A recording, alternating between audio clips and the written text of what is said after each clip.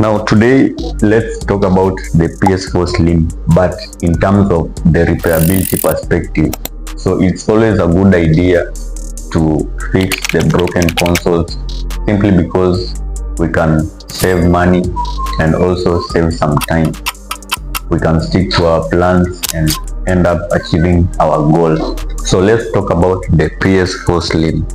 So I have this one over here, and to begin with, Sony made this good move that due to the software issues, whether the PS4, the PS3, the PS5, they normally bring up the error codes. So if you take the error codes, paste it on the Google, it normally shows you the possible solution for the error code.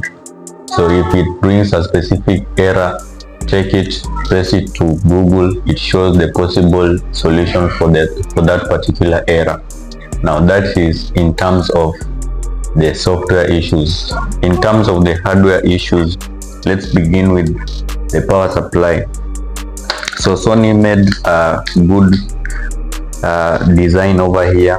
This is after the PS4 standard. So the one problem about this one that normally occurs not only on the PS4 Slim but also the PS4 Pro and also the standard is the faulty power supply. So I've been replacing these power supplies for a while, and this one is the power supply. It normally goes faulty.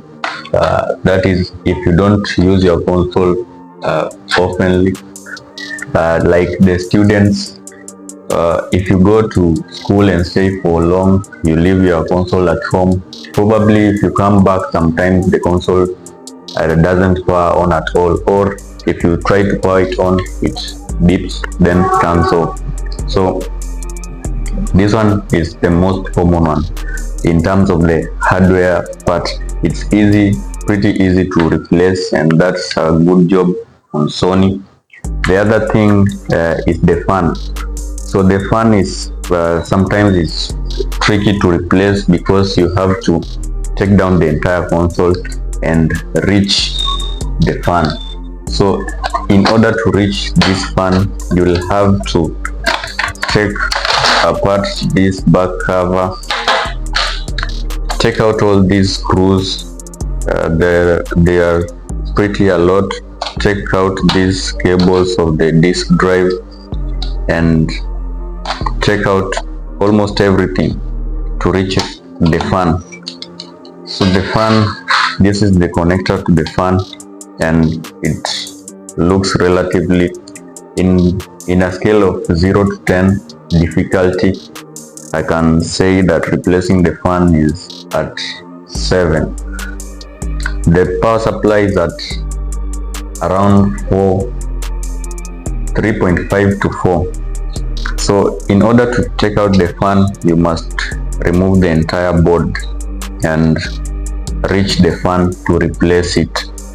Now let's talk about the motherboard. So this PS4 Slim has this small motherboard, and there are some issues that come with the motherboard, like the faulty HDMI ports and some faulty chips over here.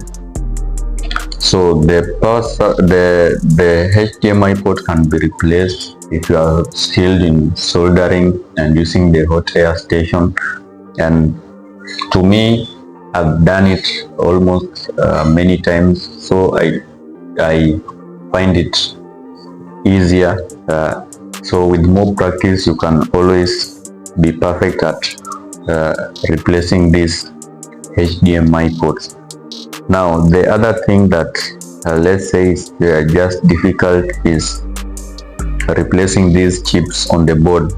So like the HDMI chip, I'll have to take apart. So let me just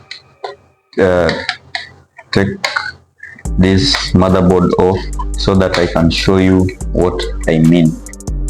So replacing these chips seems to be difficult, and for me currently I've been trying to replace some. I do replace successfully and some just refuse it. So here is the HDMI chip. So this is the chip that controls the HDMI port. So sometimes when this chip goes faulty, the PS4 can't display on the TV.